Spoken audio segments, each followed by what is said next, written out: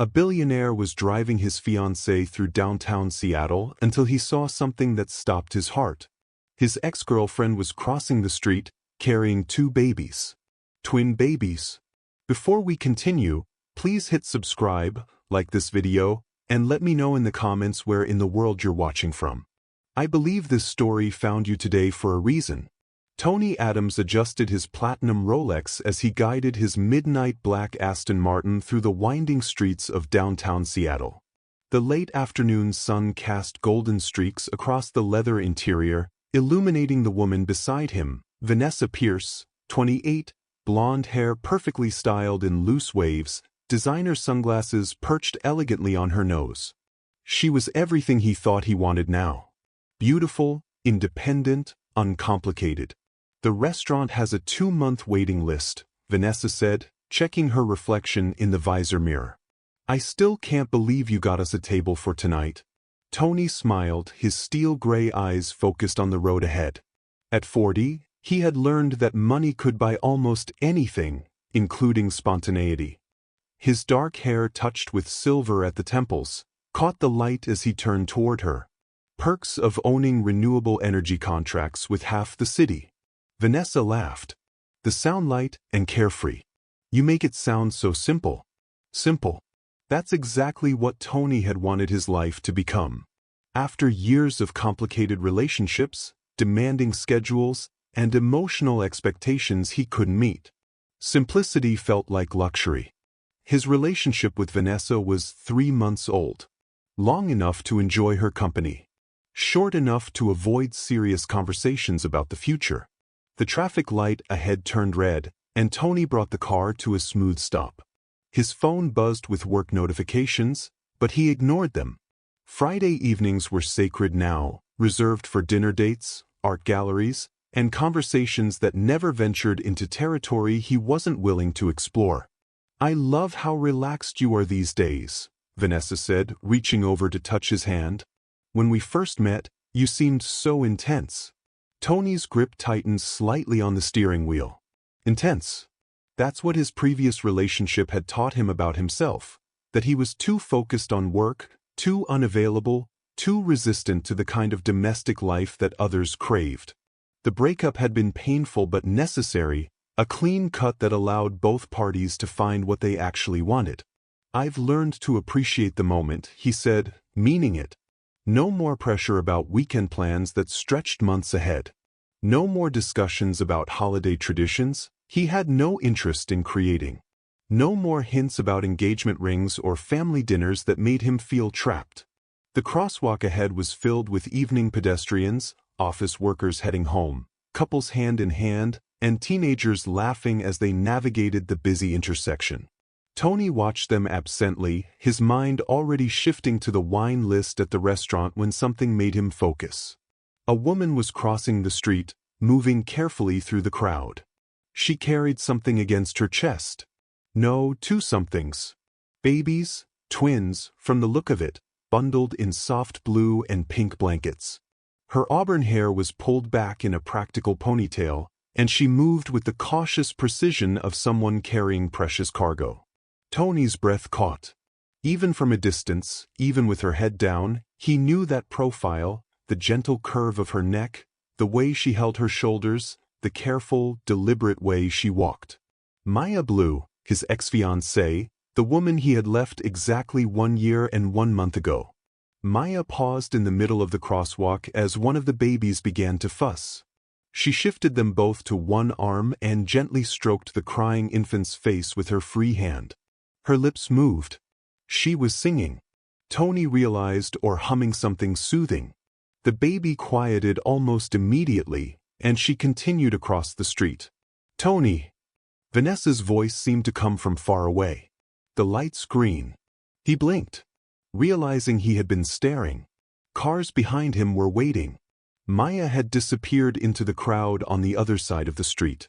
But the image burned in his mind. Babies. Twin babies who looked to be about 4 months old. Tony's hands trembled as he pressed the accelerator. 1 year and 1 month ago, when they broke up, Maya hadn't mentioned being pregnant. But the timing would be exactly right. "You look like you've seen a ghost," Vanessa said, studying his face with concern. "Do you know that woman?" Tony kept his eyes on the road, his mind racing. Had Maya been pregnant when they separated? Had she known and chosen not to tell him? Or had she discovered it afterward and made the decision to handle it alone? The questions multiplied, each one more unsettling than the last. But underneath them all was a single devastating realization. The woman he had thought he knew completely had become a mother. She was raising 2 children, possibly his, without him, and she looked content and peaceful, like someone who had found exactly what she was meant to be doing. Tony saw it. He managed, forcing a smile, just thinking about work. But he wasn't thinking about work. He was thinking about the conversation they'd had the night before their breakup when Maya had mentioned wanting to start a family someday. He had been honest, brutally honest, about his lack of interest in children. He had told her he couldn't give her the domestic life she wanted, that he needed freedom to focus on building his empire. She had listened quietly, nodded, and the next morning, she had agreed that they weren't compatible long-term.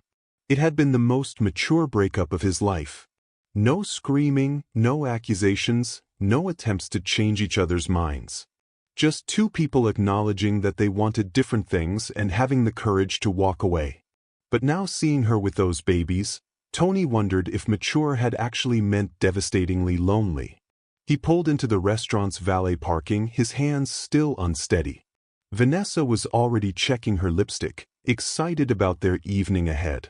She represented everything he thought he had chosen. Beauty without complications, companionship without expectations, pleasure without responsibility. So why did his chest feel hollow? Why did the image of Maya humming to those babies make his carefully constructed simple life feel suddenly, terrifyingly empty? As he handed his keys to the valet, one question echoed in his mind. What if the life he had been so determined to avoid was the only one worth living? What would you have done in Tony's position? Told Maya immediately about seeing her, or tried to forget and move forward with your new life? Maya Blue shifted baby Peter to her left arm as she unlocked the door to her modest 2-bedroom apartment in Capitol Hill. The late afternoon light filtered through the sheer curtains, casting soft shadows across the hardwood floors she had refinished herself during her pregnancy. Baby Paul stirred against her chest, making the soft mewing sounds that meant she would need feeding soon.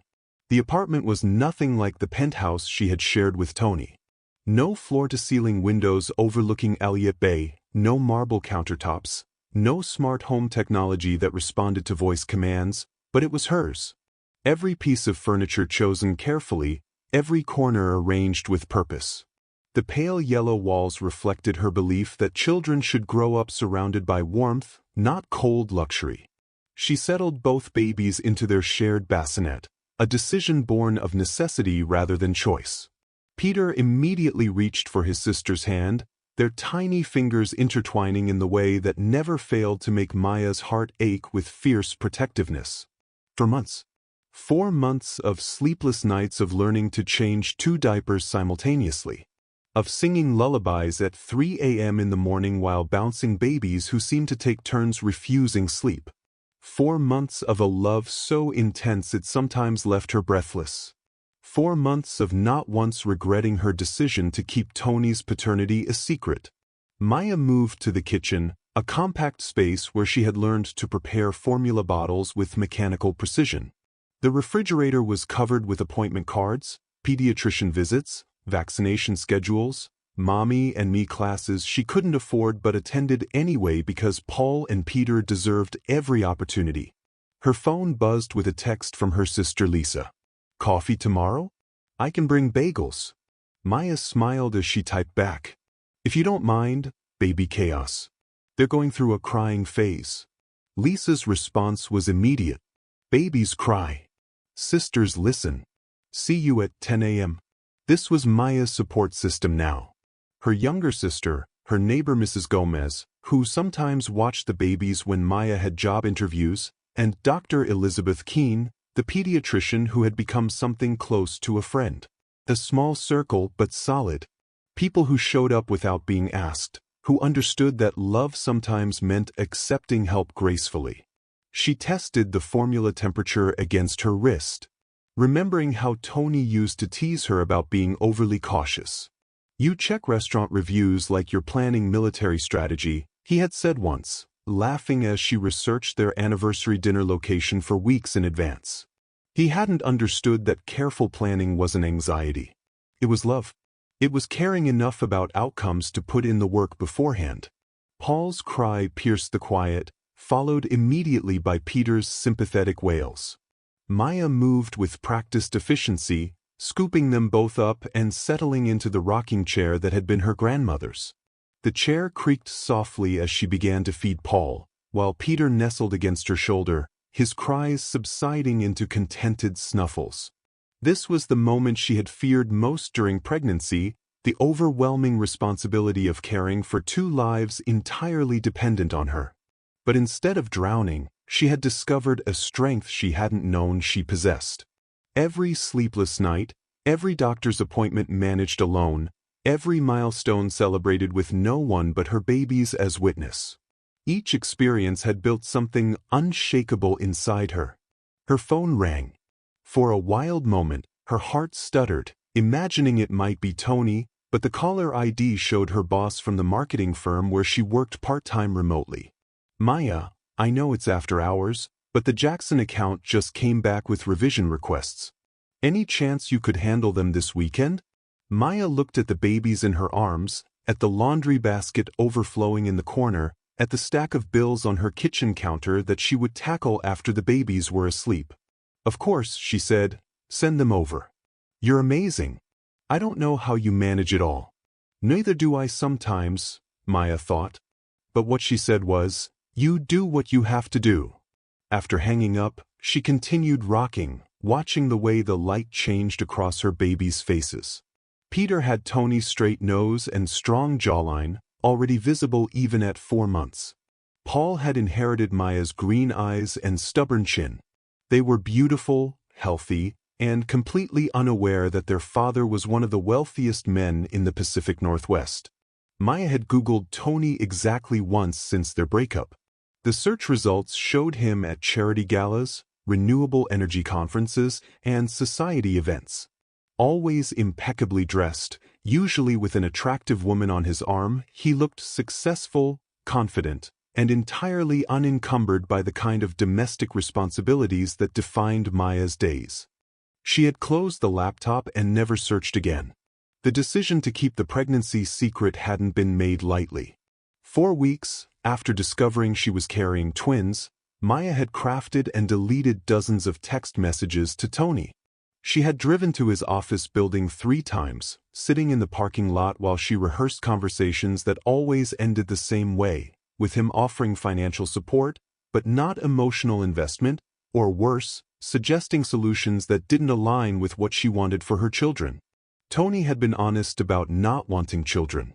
He had never pretended otherwise, never given her false hope. The breakup had been initiated by him, but it had been mutual in the end because they both recognized the fundamental incompatibility. So why would a pregnancy change that? Maya had chosen to believe that forcing someone to be a father was no gift to anyone, especially not to the children involved. Paul and Peter deserve parents who chose them wholeheartedly, not someone fulfilling an obligation. As if sensing her thoughts, Peter opened his dark eyes, so much like Tony's, and gazed at her with the solemn attention babies sometimes displayed. Maya traced his tiny eyebrow with her finger. "I made the right choice," she whispered to him. "Someday you'll understand." But even as she said it, a small voice in her mind wondered if protection could sometimes be another word for selfishness. Was she really protecting her children from an unwilling father, or was she protecting herself from potential rejection? Tony couldn't taste the expensive dinner. The wine might as well have been water.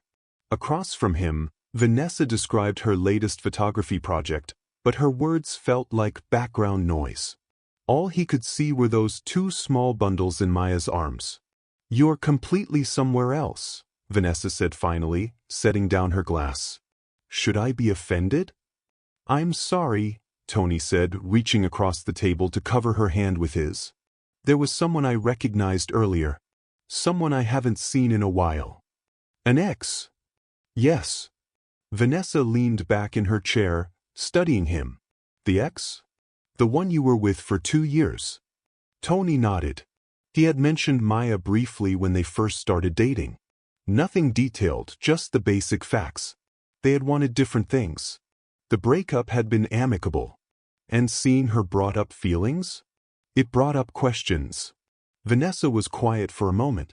Do you want to talk about it? I'm not sure there's anything to talk about yet. But you think there might be? Tony met her eyes. I don't know. To her credit, Vanessa didn't get angry or demand explanations. Well, when you figure it out, let me know if it affects us. It was exactly the kind of mature, non-possessive response that had attracted him to her. But somehow, her understanding made him feel lonelier than if she had gotten upset. After dropping Vanessa at her apartment, Tony drove home to his penthouse. But instead of going upstairs, he found himself walking the empty streets of Seattle, trying to clear his head. The timing was impossible to ignore. If Maya had been pregnant when they broke up and hadn't told him, why? If she had discovered it afterward, why hadn't she reached out? By the time he returned to his building, Tony had made a decision. He called Brian Webb, the private investigator his company used for business matters. This is personal, not business, Tony said when Brian answered. Even better. Personal pays more. Tony gave Brian Maya's full name and last known address. I need to know where she's living now, what she's been doing for the past year. Specifically, I need to know about any children. This is about an ex? Yes. And you think she might have had your kid without telling you? I think I need to know for certain that she didn't. Fair enough. Give me 24 hours. 24 hours later, Tony sat in Brian's office in Pioneer Square, staring at a manila folder on the desk between them. Before you look at it, Brian said, are you prepared for whatever's in here? Tony's hand hovered over the folder. Just tell me. Brian leaned back in his chair. Maya Blue, 32 years old, currently residing at 1247 Pine Street, apartment 3B. She works part-time as a freelance marketing consultant. Single mother to twins Peter James Blue and Paul Grace Blue. Born 4 months and 2 weeks ago at Swedish Medical Center. Tony's breath caught. The father? Not listed on the birth certificates. Hospital records show she attended all prenatal appointments alone, listed herself as single, and declined to provide paternal information. The words hit Tony like physical blows. She had deliberately kept him out of every aspect of their existence. There's more, Brian continued. Financial records show she's been supporting herself entirely. No mysterious deposits, no child support payments. She's been doing this completely on her own. Tony opened the folder with trembling hands. Inside were photographs. Surveillance shots that made him feel guilty for looking, but he couldn't stop. Maya pushing a double stroller through Pike Place Market, both babies bundled against the Seattle drizzle. Maya at a pediatrician's office, juggling diaper bags and car seats. Maya sitting in a park, holding one baby while the other napped in the stroller, her face peaceful as she watched other families play. But it was the last photograph that broke something inside him. Maya was in what appeared to be her living room, both babies on a blanket during tummy time. She was lying on her stomach, facing them, smiling at something one of them was doing. The image captured pure joy, intimate and unguarded. The babies, Tony said quietly. Do they look like anyone in particular? Brian studied Tony's face carefully. The boy has some strong features that could be inherited. Tony closed the folder. Everything he had built his life around, control, choice, careful planning, had been obliterated by a decision Maya had made without him. I want you to stop the surveillance, Tony said suddenly. And I want all copies of these photos destroyed. Everything. Digital files, prints, cloud backups. This isn't how I want to handle this. After leaving Brian's office, Tony drove aimlessly through the city. He thought about calling Maya directly, But what would he say? I hired someone to spy on you? There was no version of that conversation that didn't make him sound terrible. But he couldn't pretend he didn't know. The knowledge sat in his chest like a weight. Finally, he drove toward Capitol Hill. He didn't have a plan, didn't know what he would say. But he couldn't spend another night knowing his children were 5 miles away, being raised by a woman who had chosen silence over asking for help. Tony sat in his car across from 1247 Pine Street for 45 minutes, watching the modest Victorian-style apartment building. Apartment 3B had a single light glowing behind sheer curtains. 3 times he reached for the door handle. 3 times he stopped. What right did he have to disrupt the life she had built? She had made her choice deliberately. She had known him well enough to understand that fatherhood wasn't something he wanted, and she had acted accordingly. A movement caught his eye. The building's front door opened, and Maya emerged carrying a small bag of garbage. She wore jeans and an oversized sweater, her auburn hair pulled back in a messy bun. Even from across the street, Tony could see exhaustion in the way she moved. She walked to the dumpster, and Tony found himself getting out of his car. By the time she turned around, he was standing 15 feet away on the sidewalk. Maya froze, the color draining from her face. For a moment, neither of them spoke. "Tony," she said finally, her voice carefully neutral. "What are you doing here? I saw you yesterday. You were crossing the street." Her hand went instinctively to her throat. "I didn't see you. You were carrying 2 babies." The words hung in the air between them. Maya's eyes didn't leave his face. "Yes. Are they mine?" The question came out harsher than he intended. Maya looked at him for a long moment. When she spoke, her voice had a protective fierceness he'd never heard before. "What do you want me to say, Tony?" "I want you to tell me the truth." "The truth?" Maya's voice gained strength. "The truth is that I'm raising 2 beautiful, healthy children. The truth is that they're happy and loved and don't lack for anything important. The truth is that their lives are settled and peaceful, and I've worked very hard to make sure they stay that way." "That's not what I asked." "It's the only answer that matters." From inside the building, a baby's cry pierced the evening quiet. Both their heads turned toward the sound. "I have to go," Maya said, already walking toward the building entrance. "Wait," Tony followed her. "Please, just 5 minutes. Let me see them." Maya stopped with her hand on the door handle. "Why?" "Because if they're mine, I need to know. I need to see them." "And then what?" "You decide whether you want to be involved based on how you feel in the moment. You disrupt their routine, their sense of security, because you're curious." The baby's crying grew more insistent, joined by a second voice. "I hired a private investigator," Tony said suddenly, the words spilling out. "I needed to know for sure about the timing, about everything." Maya's entire body went still. "What?" "I needed to understand." "You had me followed?" Her voice was barely above a whisper, but there was something dangerous in it. "While I was caring for my children? Our children?" "No." Maya's voice cut through the rain like a blade. "My children. The children I carried alone, delivered alone, and have been raising alone while you've been living exactly the life you told me you wanted."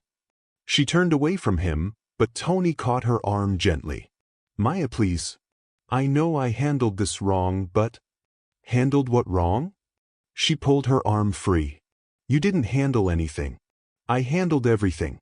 I made the decision not to tell you because I knew you would do exactly this.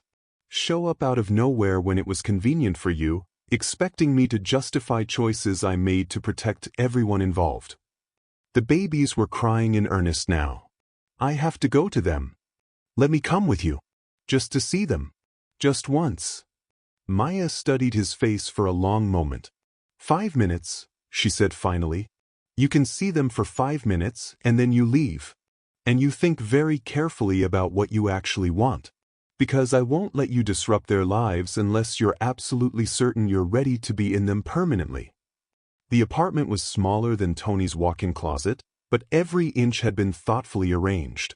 Soft lighting created pools of warmth throughout the space. Children's books were stacked on a coffee table, and a mobile of paper cranes hung over the baby's sleeping area. "Wait here," Maya said, dropping her keys by the door.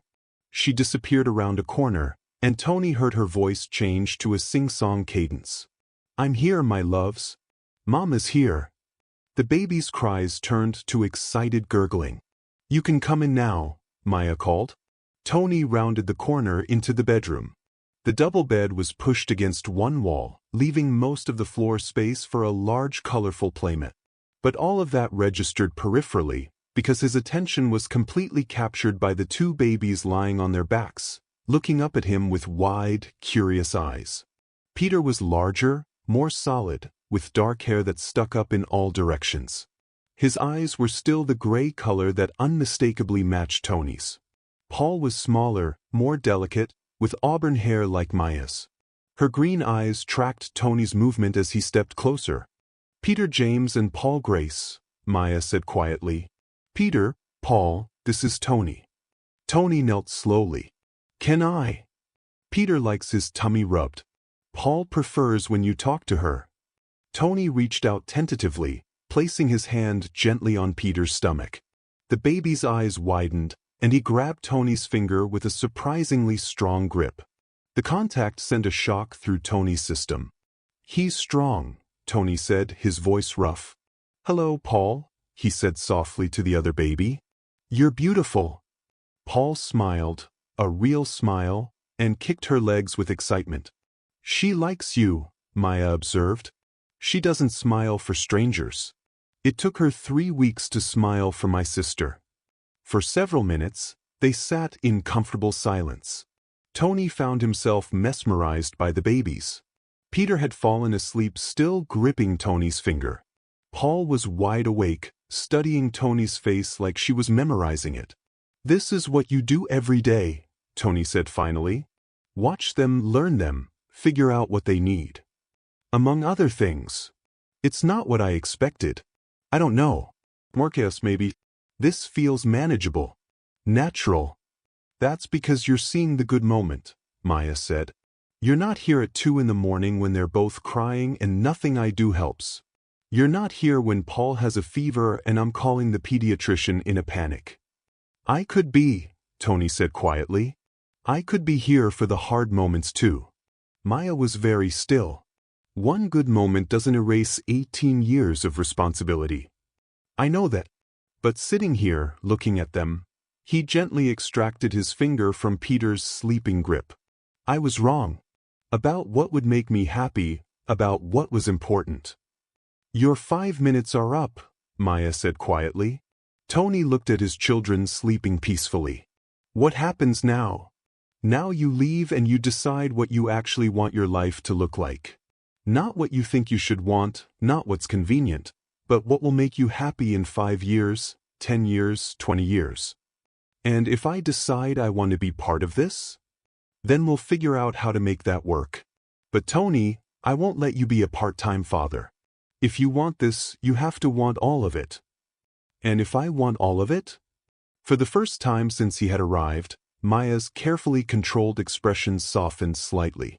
"Then we'll start slowly, carefully, and we'll see if the man you are now can become the father they deserve."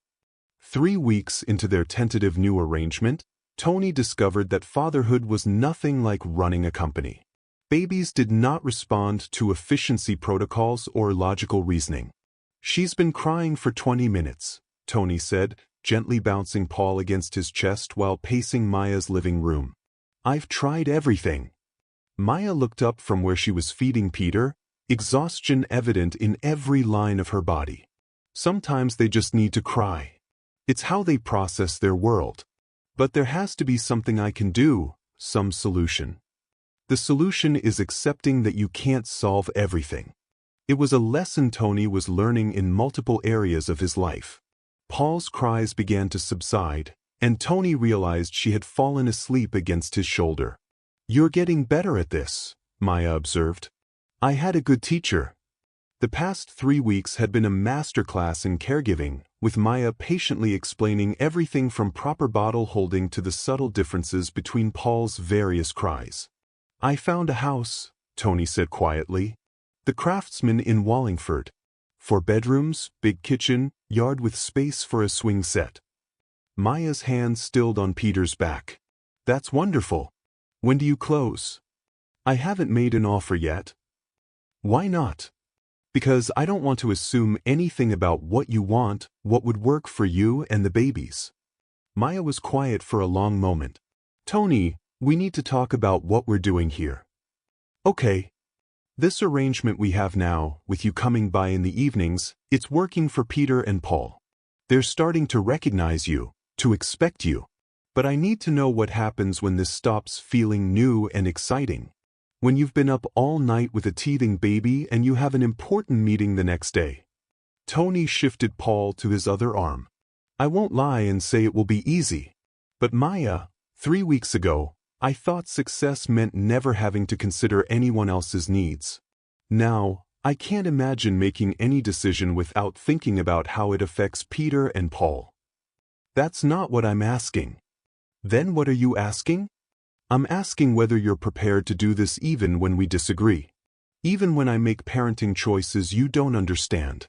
Even when being a family means compromising on things you're not used to compromising on." "I don't know," Tony said honestly. "But I want to find out." Before Maya could respond, Tony's phone rang. The caller ID showed his business partner's number. Tony declined the call without hesitation. "You can take it if you need to," Maya said. "No. This is my time with you and the babies." But the phone rang again immediately, followed by a text, "Emergency. Portland deal falling apart. Need you now." Tony looked at the message, then at Paul sleeping peacefully in his arms. 6 months ago, he would have handed the baby to Maya and rushed to the office. Tonight, he turned the phone off. "Tony, if it's important." "Nothing is more important than this." The moment felt significant. But before either of them could comment on it, Peter began fussing. "Move in with me," Tony said suddenly. "Not because of us, but because of them. They need consistency, and you need support." "Tony, I know it's complicated. I know we have history that makes this messier than it should be. But put that aside and think about what would be best for Peter and Paul." Maya was quiet, swaying gently as Peter's fussing subsided. "What would that look like? Practically? You and the babies would have the master suite. I'd take one of the smaller bedrooms. We'd share common spaces, share parenting duties, but maintain our own independence. Like roommates who happen to share children. Like parents who are committed to making this work regardless of whether we figure out the rest." "I need time to think about it," Maya said. "Of course." Paul stirred in Tony's arms, her eyes opening slowly and focusing on his face with complete attention. "Hi, beautiful girl," he whispered. "Did you have a good nap?" Paul's response was a smile that lit up her entire face. "You're different with them than you were with me," Maya observed. "More patient, more present. Maybe because I finally understand what's important. Or maybe because babies don't ask for things that scare you." The comment stung because it was accurate. "You're right. It's easier to love them than it was to love you. But maybe that's because loving you meant risking everything I thought I knew about myself. Loving them means becoming everything I never knew I could be." They sat in comfortable silence, each holding a sleeping baby. "The house in Wallingford," Maya said finally. "Does it have a good kitchen?" Tony's heart jumped. "Large kitchen island, gas range, plenty of counter space. And the yard, big enough for a playground, mature trees. I'd want to see it before deciding anything. And we'd need clear boundaries about space, about expectations. Whatever you need." As if sensing the importance of the moment, both babies woke up simultaneously, their eyes bright and alert. "I think they're voting yes," Tony said softly. For the first time in weeks, Maya laughed. A real laugh. "I think they might be." 2 months later, the house in Wallingford had become home.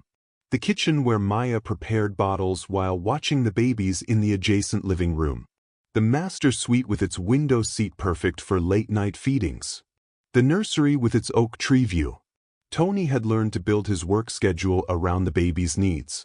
He had rescheduled board meetings for pediatrician appointments and turned down international travel for bedtime routines. One evening, as they sat together after putting Peter and Paul to bed, Maya's phone rang with a job offer. The marketing director position at Children's Hospital, full-time with benefits and real security. "That's incredible," Tony said when she told him. "It's exactly what you wanted." It would mean full-time work. Child care arrangements. "We'll figure it out." Just like that. "Maya, you've supported my career through everything. Of course I'll support yours." "It might mean hiring a nanny for backup." "Then we hire a nanny." "You really mean that?" "I really do." Over the following months, they built a rhythm. Tony delegated more at work, focusing on strategic planning rather than day-to-day operations. Maya thrived in her new position, bringing home stories about hospital communications and challenging projects. The babies grew. Peter took his first steps at 10 months, charging forward with fearless enthusiasm. Paul followed 2 weeks later, more careful and deliberate in her approach. They learned to share, to communicate, to navigate their small world with increasing confidence. And somewhere in the midst of diaper changes and pediatrician visits, of shared meals and quiet evenings, Tony and Maya found their way back to each other. Not as the people they had been, but as the people they had become. 6 months after moving into the Wallingford house, Tony woke early one Sunday morning. He made coffee and stood at the kitchen window, watching dawn light filter through the oak trees in the backyard where he planned to install a swing set. Maya appeared in the doorway, sleep-rumpled and beautiful. "You're up early," she said. "Couldn't sleep. Too much on my mind." "Good things or worrying things?" "Good things." Tony turned to face her. "I was thinking about how different my life is now from what I planned. How I spent so many years thinking I knew exactly what I wanted.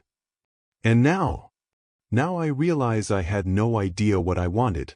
I was just afraid of what I might lose if I let myself want the wrong things." Maya moved closer. "And now you're not afraid?" "I'm terrified," Tony admitted. "Every day I'm terrified that I'll make mistakes, that I'll fail them somehow. But I'm more afraid of missing this.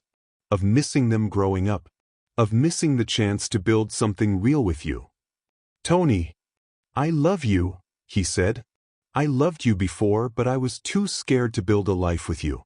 Now I can't imagine any other life." Maya's eyes filled with tears. "I love you too. I never stopped."